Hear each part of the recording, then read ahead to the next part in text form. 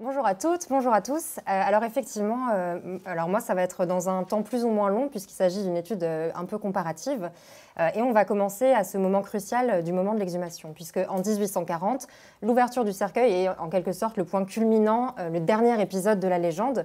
Et dans ce retour au corps, on a vraiment affaire à la dialectique entre d'une part la mémoire et l'héritage, et d'autre part le corps concret, donc le corps dans sa dimension médicale, avec la chair soumise aux lois de la nature et qui connaît le déclin et la putréfaction. Une fois que le corps est enfoui, il reste le souvenir, donc c'est une relique, c'est la pierre tombale, c'est l'héritage. Mais avec le retour au corps organique, en fait, on se heurte au souvenir du grand homme. Et d'ailleurs, quand on parle de retour des cendres, l'euphémisme même de cendres évite de nommer ces restes humains, alors même que pendant toute l'opération de l'exhumation, c'est leur observation et leur description qui est l'enjeu vraiment de ce moment-là. Dans mon intervention, je vais revenir à un contexte plus large puisque la translation de Napoléon s'inscrit dans un 19e siècle qui est très agité et qui a vu sortir de terre de grands hommes passés, et je vais mettre en perspective plusieurs exhumations, notamment celles de Turenne, de Rousseau et de Napoléon.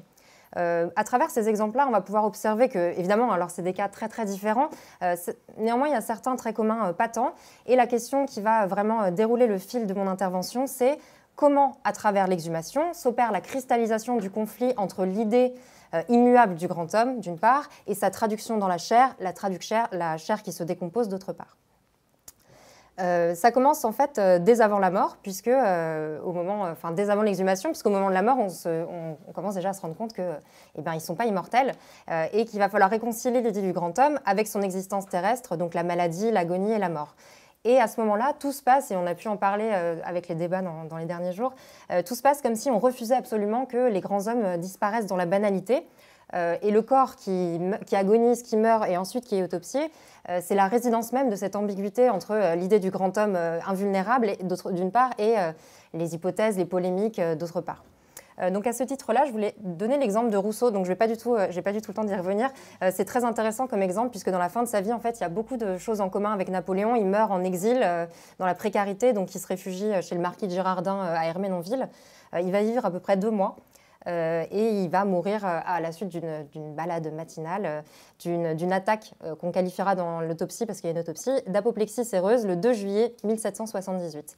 Il est entouré sur place et vous voyez sur cette image que ça nous fait quand même penser à quelque chose. Cette petite île avec la tombe et la végétation autour, alors c'est des peupliers pour Rousseau, c'est un saule pour Napoléon.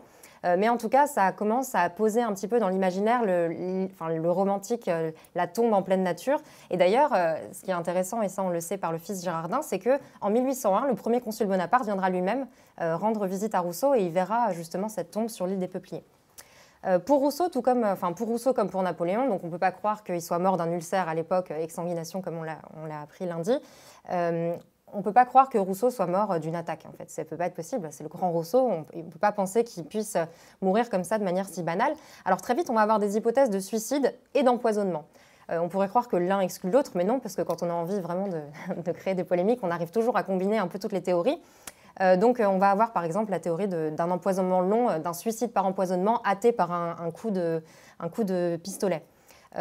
Tout ça trouve en fait son explication et sa résonance dans le corps de Rousseau, qui est marqué par une chute en fait et qui a une blessure à la tête. Et donc du coup, ça va alimenter en fait toutes les rumeurs autour de sa mort. Il y a notamment un certain Musset, Victor Donatien de Musset, qui est le père d'Alfred de Musset, qui va écrire, qui va parler de l'œuvre et de la vie de Rousseau et qui va à la fin de l'ouvrage présenter un certain nombre de documents justement où il avance que Rousseau se serait suicidé de désespoir à Ermenonville. Je ne vais pas rentrer dans les détails, c'est très long, mais si je vous laisse vous référer aux actes du colloque. En tout cas, ce qui est intéressant, c'est qu'il y a une réponse évidemment de Girardin qui n'a pas du tout intérêt à ce que Rousseau soit suicidé chez lui, qui répond avec des arguments très très solides, avec le rapport d'autopsie du docteur Casterès, avec beaucoup d'arguments solides. Et je vais juste vous citer cette réponse de Musset, qui est donc dans la réponse à la lettre de Girardin. « Vous croyez que la mort de Rousseau fut naturelle, vous en êtes convaincu. Moi, je suis persuadée qu'il avança le terme de ses jours. » Donc là, on voit que pour Napoléon comme pour Rousseau, de toute façon, le problème, ce n'est pas tellement les preuves qu'on va avancer, mais c'est ce qu'on a envie ou pas de croire sur ces hommes légendaires. Et au moment de l'exhumation, enfin même avant l'exhumation, c'est-à-dire quand on décide de l'opération d'exhumation, les corps les futurs exhumés ne sont pas encore perçus comme des corps, mais ils sont perçus comme vraiment les outils d'une politique institutionnelle. Ça a été le cas pour de nombreuses exhumations. Je vais citer, mais très très... Ah, je vous avais pas... Voilà, le masque de Rousseau, où on voit bien sa blessure à la tête, on y reviendra. Je vais parler des épisodes de vandalisme de Saint-Denis qui sont donc pas du tout des épisodes de vandalisme, puisqu'en fait il s'agit d'une opération parfaitement officielle. C'est une décision qui est symbolique, qui a été prise le 31 juillet 1793, en prévision de la célébration de la prise des Tuileries du 10 août 92. Et c'est le député Barrère qui signe cette proposition qui est vraiment l'entrée dans la terreur. Et je vous cite, avec la signature de cette proposition, « La main puissante de la République doit effacer impitoyablement ces épitaphes superbes et démolir ces mausolées qui rappelleraient des rois l'effrayant souvenir. » Donc là, on voit que l'opération est encadrée par des commissions qui vraiment prévoient les travaux, on peut appeler ça des travaux d'exhumation. Et si c'est des ouvriers, il y a des curieux, là on voit sur cette scène que tout le monde, c'est un petit peu la bagarre, mais c'est quand même des ouvriers payés par la nation qui vont procéder à l'exhumation des corps et à l'ouverture des tombeaux. C'est pareil pour Napoléon, mais c'est une sorte de contrepoint, puisque depuis 1821, en fait, il y a énormément de pétitions qui sont déposées et de demandes au gouvernement pour rapatrier le corps en France. Il faut attendre que le contexte politique soit favorable pour que cela puisse se produire. C'est le cas en 1840, c'est l'aboutissement des requêtes, et on est un petit peu, c'est différent, mais on est un peu dans le même cas de figure, c'est-à-dire qu'en 1793, on avait une république très jeune qui s'était installée dans beaucoup de violence. En 1840, on a vu se succéder je ne sais pas combien de régimes politiques différents, donc on est toujours dans des régimes assez instables. Et donc la question, c'est celle de l'héritage. Il y a d'une part l'héritage qu'on décide de reléguer à la fosse commune, c'est celle des rois, et l'héritage qu'on décide de prendre sous soi. Donc Louis-Philippe décide de reprendre l'héritage de Napoléon. Mais en tout cas, dans ces deux cas, la question centrale, c'est quand même celle de l'héritage, et elle se traduit à travers les corps, c'est-à-dire qu'est-ce qu'on va faire de ces restes mortels et quelle place on va leur assigner par rapport à l'héritage qu'on décide pour la nation.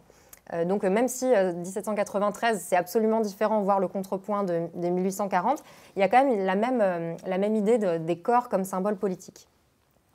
Alors évidemment, il s'est passé du temps entre 1793 et une cinquantaine d'années. Et au fil des exhumations, on va vraiment mieux observer la dimension charnelle du corps avec des préconisations médicales un peu plus importantes au moment de l'exhumation de Napoléon. Je ne vais pas revenir là-dessus, je vous laisse encore une fois consulter les actes du colloque.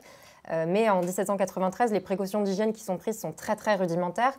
Il faut savoir qu'on va quand même exhumer des rois qui sont morts depuis plus ou moins longtemps. On va avoir un petit peu de tout, hein, c'est pas très glamour, mais voilà. Donc on va avoir beaucoup de gaz et ils sont traités par les moyens sanitaires de l'époque. Alors je vous lis une petite note du rapport, parce qu'il y a un rapport sur toute l'exhumation de 1793 dont je vous parlerai. On brûla de la poudre, on tira plusieurs coups de fusil pour purifier l'air, on le jeta bien vite, on parle de Louis XV, dans la fosse sur un lit épais de chaux vive et on le couvrit encore de chaux et de terre. Donc ça, c'est les moyens qu'on a en 1793. Au moment où on exhume Napoléon, on a quand même des moyens un peu différents. Déjà, là, c'est un peu plus tard, mais pour vous dire que le 19e siècle a beaucoup travaillé sur, on a vu avec Charlie, avec la médecine et la médecine légale. En 1831, Orfila publie le traité des exhumations juridiques que j'ai lu pour vous. Donc voilà, excellent livre qui raconte dans les détails Orfila, qui a donc exhumé plus d'une centaine de cadavres et qui vraiment fait l'observation de ces cadavres et qui fait une somme en fait qui se veut comme un guide un peu pratique. Qui se pratique à l'exhumation. Voilà, c'est fait en 1831. Donc, en 1840, on dispose déjà de ce genre d'ouvrage et on est vraiment dans une autre approche de la médecine. Petite anecdote amusante, plus ou moins. Orfila devient doyen de la faculté de médecine et c'est à lui qu'Anton Marquis va léguer les outils de l'autopsie, enfin les instruments qui ont servi à l'autopsie. Il va les léguer directement en 1837, c'est dire l'importance qu'avaient déjà à ce moment-là les outils de l'autopsie. Alors, je vais juste rapidement, voilà, là encore une fois, l'exhumation de Napoléon, on le sait très bien, mais n'est pas un acte de vandalisme, mais elle est très encadrée. Il y a un mémoire sur les mesures qui président justement à cette opération d'exhumation. Et je ne reviens pas dessus, mais il y a quand même dedans déjà la possibilité que le corps soit parfaitement conservé.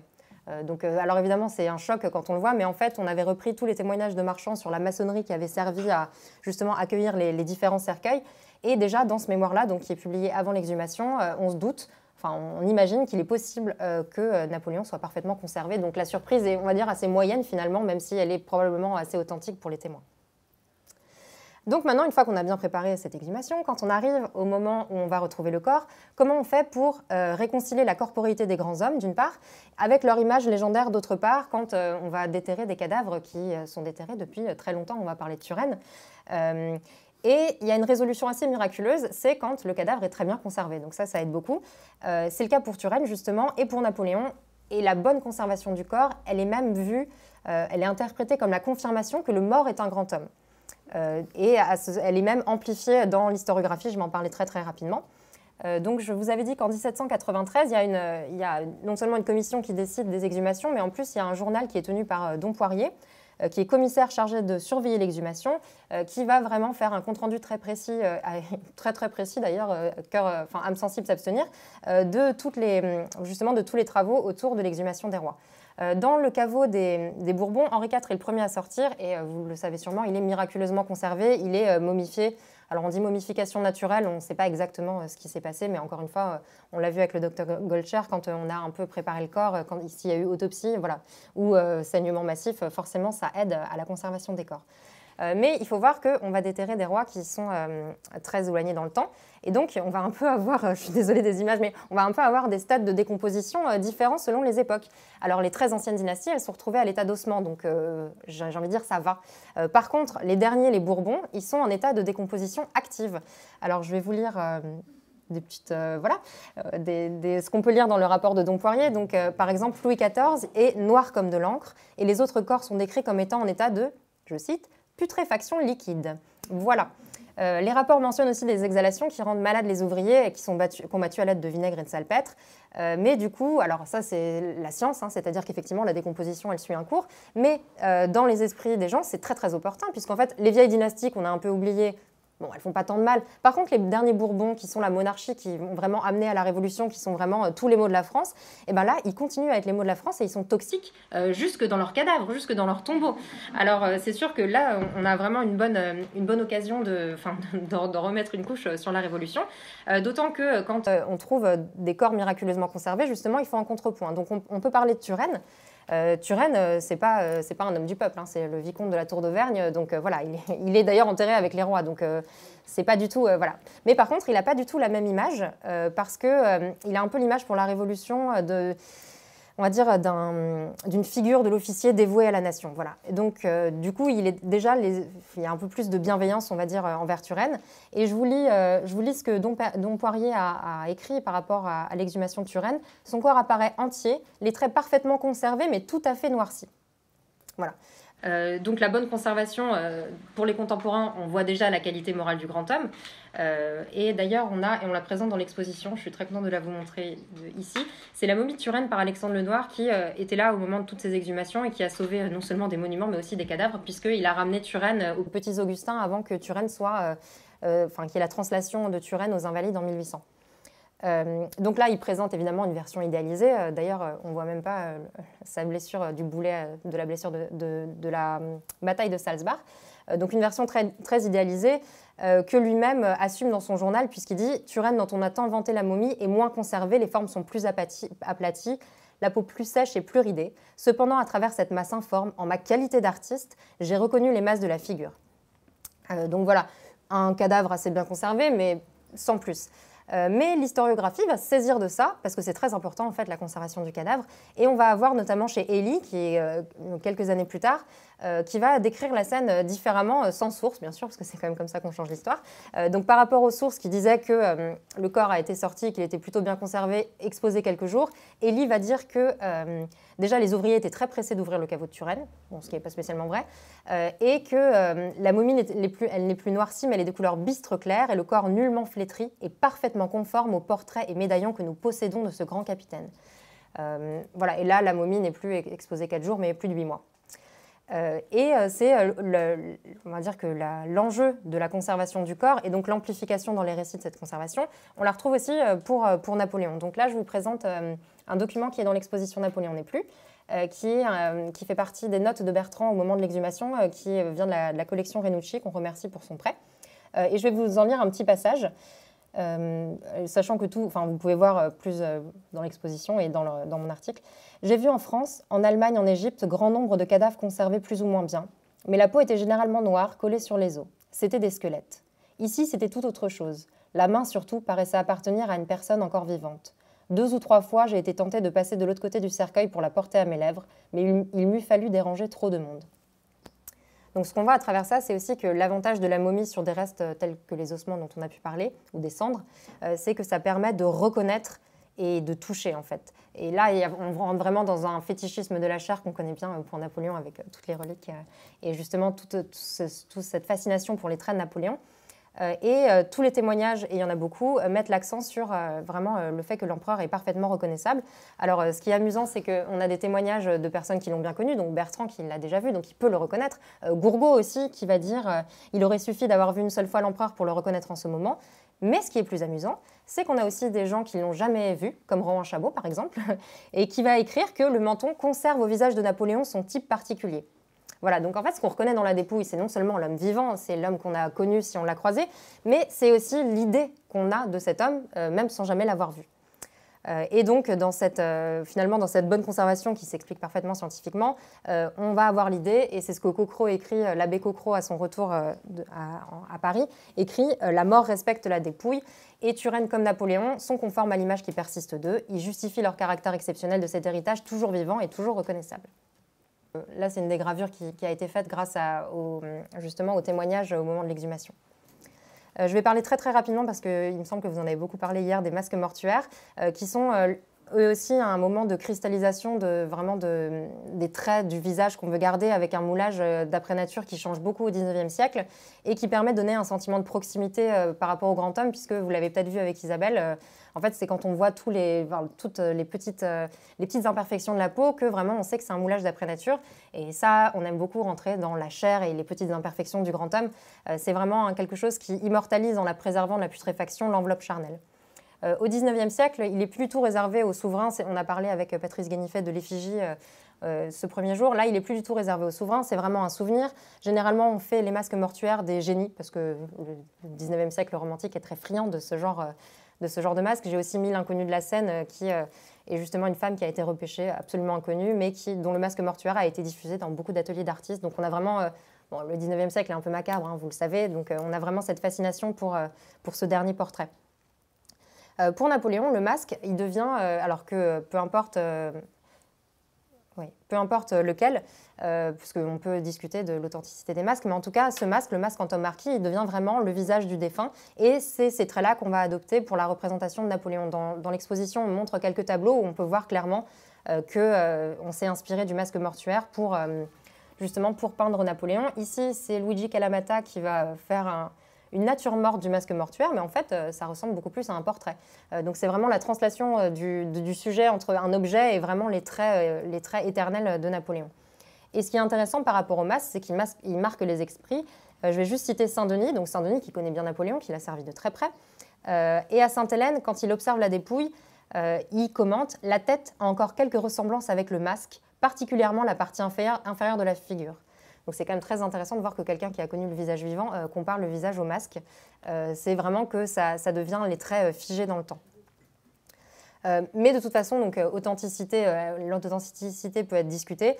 Ce qui est intéressant, et ce qui est encore plus intéressant en fait que l'authenticité, c'est vraiment la fascination que tous ces visages et les débats qui n'en finissent pas, que tous ces visages suscitent. J'ai pas parlé d'Henri IV. Mais en fait, il y a eu une histoire il y a peu de temps avec la tête d'Henri IV qui aurait été retrouvée. Alors voilà, il y a beaucoup de fétichisme en fait avec le visage. Enfin, c'est très Lévinas, hein, mais il y a beaucoup de fétichisme avec le visage, la chair des grands hommes. C'est très très important dans l'héritage et la mémoire qu'on garde d'eux. Et enfin, je sais, j'ai pas du tout mis de chronomètre, j'espère que ça va. Je vais juste finir sur le moment de l'exhumation et le fait que en fait, ce moment va devenir le dernier épisode de la légende de Napoléon, enfin le dernier épisode où on va voir le corps, parce qu'après, et Émilie en a parlé hier, on va pouvoir se laisser aller à plein de compositions plus ou moins fantasques. Mais en tout cas, c'est le dernier épisode où on va voir le corps mortel de Napoléon, et c'est un épisode qui est extrêmement documenté. Quand je fais les visites dans l'exposition Napoléon n'est plus, je fais souvent cette petite blague qui est que là, vous voyez qu'il y a beaucoup de personnes autour du cercueil. Et en fait, quasiment toutes ces personnes ont écrit le récit de l'exhumation, à part le plombier et les enfants de chœur. J'exagère un peu, mais en fait, tout le monde a conscience qu'il est en train de vivre un moment historique. Et donc, on a énormément de témoignages justement de cette scène. Et ils sont plutôt concordants, n'en déplaise aux personnes qui ont envie d'alimenter des théories du complot. On va avoir des images du coup de cette scène, puisque du témoignage écrit, ça passe à l'image. Donc ici, on a une scène qui est quand même assez bien documentée.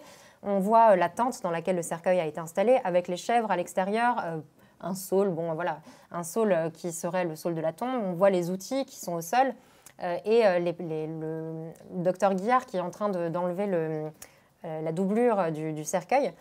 Donc là, on a une image qui n'est pas documentaire, mais qui est quand même assez précise. Mais comme tout épisode légendaire, évidemment, on va très vite s'affranchir de la réalité historique et ça va se diffuser avec des lithographies à plus fort tirage. Donc là, évidemment, c'est les images d'Épinal qui s'affranchissent complètement de la réalité pour donner une scène, vraiment pour donner une iconographie unique. Donc là, on voit quand même Napoléon en momie, dans ce petit cercueil un peu triangulaire, avec le soleil dardant à l'arrière, des personnages aux allures outrées. Voilà, donc on va mettre en place justement l'iconographie de ce dernier épisode, en s'affranchissant de la réalité, évidemment, de ce qu'on connaît des témoignages. On va aussi avoir des choses intéressantes. Alors là, je suis très triste qu'on n'ait pas pu le présenter dans l'exposition. C'est un tableau du musée de l'armée de Platel, qui est un peu hors norme, on ne comprend pas bien.